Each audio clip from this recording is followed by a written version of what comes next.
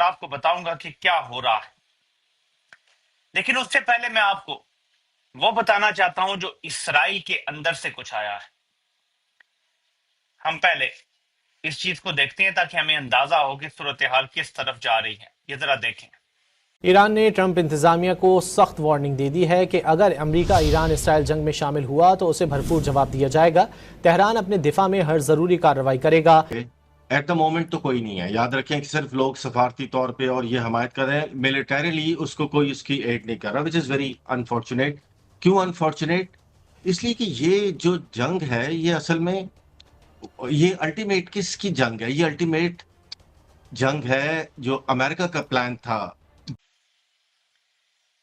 اسرائیل کے اندر اب جو ان کی اکیڈیمیا ہے وہ کیا بات کر رہی ہے، یہ ذرا پڑھتے ہیں.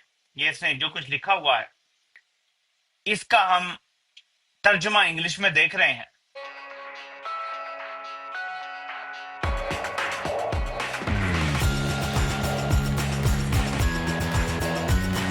نمسکار دوستو اسرائیل اور ایران کے یدھ سے پاکستانی کافی زیادہ ڈرے ہوئے ہیں، کیونکہ پاکستانیوں کا کہنا ہے کہ ایران سے نپٹنے کے بعد پاکستان کا ہی اگلا نمبر ہوگا، کیونکہ اسرائیل نے پاکستان کو بار بار دھمکی دی ہے کہ وہ ایران کے نیوکلیئر بم چھیننے کے بعد پاکستان کے نیوکلیئر بم پر نشانہ بنائے گا.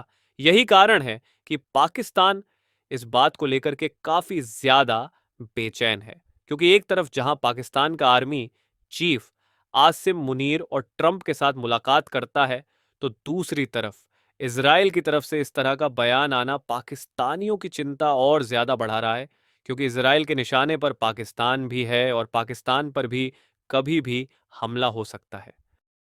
After Iran's campaign, we may seek to dismantle Pakistan's nuclear program. یہ میں نے صرف ایک ٹویٹ آپ کو دکھائی ہے، لیکن ایسی بے شمار پوسٹ میں اسرائیلیوں کی طرف سے دیکھ رہا ہوں اور عام لوگوں کی طرف سے نہیں.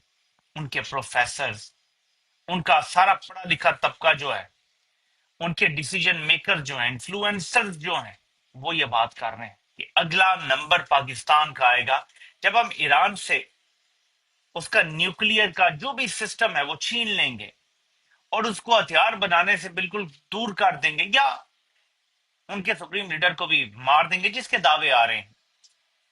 جو امریکہ کا ایک اسرائیل کا وزیر ہے،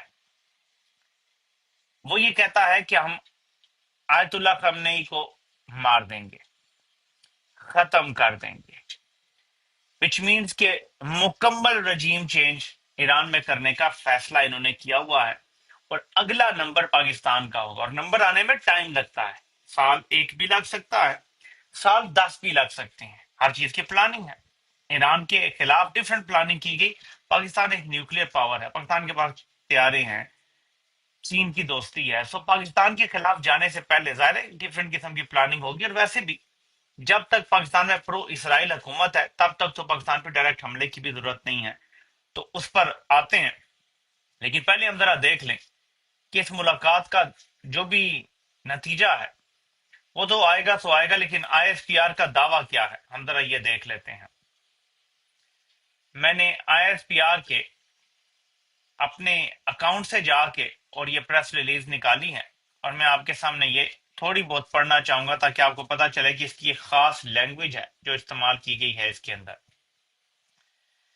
اس کی ہیڈ لائن دی گئی ہے جو میں نے یہاں اسکرین شاٹ میں نہیں لگائی کہ chief of army staff field marshal Syed Asim Munir met with President of the United States Donald Trump at the White House.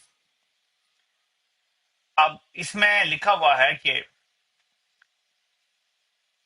the highest level engagement was scheduled at the cabinet room over lunch on, followed by a visit to the Oval Office. President Trump was accompanied by Secretary of State Senator Marco Rubio and Mr. Steve Witkoff, the Special Representative for Middle Eastern Affairs.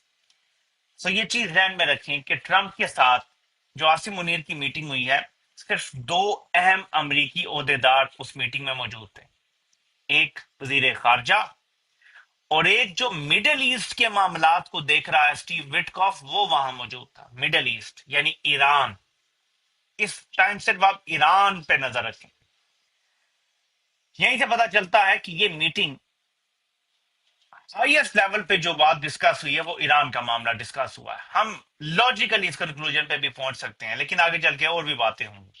Pakistan کی طرف سے عاصم منیر تھا اور so called national security adviser, جو کہ اصل میں D G I S آئی ہیں. اس کے علاوہ تیسرے کسی بندے کو عاصم منیر نے وہاں اعتماد نہیں کیا.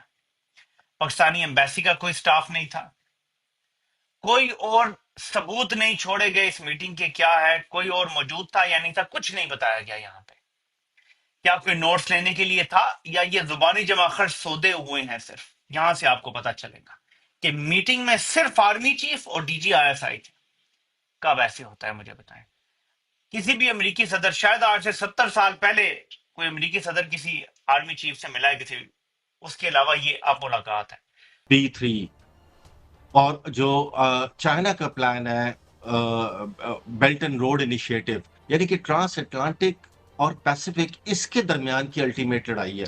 اس سے پہلے کا آبجیکٹو آپ کہہ سکتے ہیں کہ چلیں گریٹر اسرائیل یا ایک کمپلیٹ ہیجمنی ان کی ہو جائے مڈل ایسٹ میں، لیکن ultimate objective is between these two powers. اور اس لیے یہ ابھی سے ہی چائنا کو ڈیسیژن لینا پڑے گا اور رشیا میں کو معافی بھی چاہتا ہوں مارشل صاحب، آپ نے بڑی امپورٹنٹ بات پوائنٹ آؤٹ کی ہے. اس کی انویسٹمنٹ ہے، کوئی کہہ رہے ہیں $400 بلین کی انویسٹمنٹ ہے، سال میں $40 بلین کی. 90% آئل ایران کا تیل چائنا کا ایران سے جا رہا ہے. Will China let it go down? یہی تو ہے نا، دیٹس اے بگ کوسچن کہ اگر ایران ہاتھ سے نکلتا ہے تو اس کا مطلب ہے سی پیک از انڈر تھریٹ. نہ صرف سی پیک بلکہ کمپلیٹ بی آر آئی جس کا تعلق پاکستان سے ہو کے یہ گلف اور اس کے بعد افریقہ اور یورپ جانا ہے، وہ سارا کھٹائی میں پڑ جائے گا. تو آپ کو بیکاز اس کی وجہ یہ ہے کہ جب لوگ دیکھیں گے کہ ایران بھی چلا گیا، پہلے سیریا گیا تھا پھر ایران بھی چلا گیا، تو اس کا مطلب ہے کہ پھر امریکہ کا جو as a civil super power کا جو میسج ہے، جو کہ بڑی بری طرح تھریٹن ہوا تھا پچھلے 10 سال سے، وہ ایک ری انفورس ہو جائے گا. سو وہ جو بریک ورسز دا ریسٹ ہو رہا تھا اس کو ایک دھچکا لگے گا. تو اس لیے اٹس ویری امپورٹنٹ کہ صاحب میں معافی چاہتا ہوں، ایک کاؤنٹر کوشچن کر رہا ہوں. جو کاؤنٹر نیریٹو ہے، امریکہ بری طرح بلیڈ ہوا افغانستان میں، عراق میں، اور جو لاغر ہوا ہے اس کا جو over stretch of super power تھا. ڈو یو تھنک کہ چائنا از وانٹس کہ یہ اور ویکنڈ ہو؟ بیکاز وی نو ایک ڈیٹ ریٹن ہے اور وہاں پہ ایک سوشل انریسٹ بھی ہو گیا ہے. تو از چائنا سائلنٹ بیکاز اس کو بلیڈ ہونے دے؟ دیکھیں، جو لوگ کہہ رہے ہیں نا کہ امریکہ بہت زیادہ بلیڈ ہو گیا یا America is just falling superpower, میں اتنا زیادہ اس سے ایگری نہیں کرتا ہوں. اٹ ول ٹیک ڈیکیڈز، 50-60 سال بھی لگ سکتے ہیں چیزوں کو ایک سپر پاور کے، اس بڑی سپر پاور کے سٹیٹس کو چینج ہونے میں. لیکن یہ جن ایونٹس کی ہم بات کر رہے ہیں، یہ they are not going to bleed USA. اس کو روکنا ہے. ہمیں اس چیز کا انتظار نہیں کرنا کہ U S A will bleed یا ٹرمپ ہار جائے گا یا ٹرمپ کی پاپولیرٹی ہو جائے گی. سو واٹ ٹرمپ چلا جائے، ایک اور ٹرمپ جیسا آ جائے گا، سو واٹ اس کی پاپولیرٹی کم ہو جائے. تو یہ بڑی ایک مطلب ہمارے فیک سی چیزیں ہوتی ہیں جس کی بیس پہ ہم بڑے بڑے ریجن اور بڑی بڑی وارز جو ہیں وہ لوز کر جاتے ہیں آن دیز خیر مارشل صاحب، اگر یہ جنگ بڑھتی ہے اور لمبی ہوتی ہے، ایران کے ساتھ جو ہے وہ کوئی نہیں آتا یا اکیلا لڑتا ہے، یا دوسری جانب جو ہے امریکہ اور یورپ اس کے ساتھ ہوتے ہیں، حملے ہوتے ہیں، ایران خدا نخواستہ جو ہے وہ گرتا ہے، تو کیا اگلا نشانہ تو نیتن یاہو کہہ چکے ہیں کہ پاکستان ہے؟ تو اس طرف اگر وہ بڑھتے ہیں تو پھر پاکستانی کیسا جواب دیں گے؟ ہم کیسا جواب دیں گے؟ ہمارے J-10 اور جو باقی طیارے ہیں وہ پھر پہنچیں گے اور پھر منہ توڑ جواب دیا جائے گا؟ دیکھیں، یہی تو چیزیں ابھی سوچنے کی ضرورت ہے. اگر ہم اس کا ویٹ کرتے رہے کہ جب وہ آئے گی اور وہ دیکھیں گے، it will be too late. So that means کہ اس وقت ورلڈ کمیونٹی کو ایز اے ہول اور پاکستان ایک رول ادا کرے to make the world realise کہ جی یہ بہت خطرناک کام ہو رہا ہے. دیکھیں، خطرناک اس لیے ہو رہا ہے کہ اگر آپ نے ایران کو پش کر دیا ٹو اسٹیج کہ اس نے اٹیک شروع کر دیے آن امریکن انٹرسٹ، تو امریکن انٹرسٹ تو پوری گلف میں پھیلے ہوئے ہیں، تو پھر آپ کی آئل پرائسز کے ساتھ کیا ہوگا؟ پوری اکانومی ٹاپ سی ٹروی ہو جائے گی اور پاکستان کے اوپر اس کے بڑے منفی اثرات آئیں گے، ادر دین کی جو بعد میں اسٹریٹجک ہو جائیں گے، کیونکہ ایک خطہ جو ہے وہ ہمارے انٹائی بن جائے گا ہمارے. آپ کی کیا رائے ہے؟ کمنٹ کریں اور شیئر کریں. یدی آپ چینل پر نئے ہیں تو چینل کو سبسکرائب کریں. ویڈیو پسند آئے تو لائک، کمنٹ، شیئر کریں. जय हिंद, वंदे मातरम।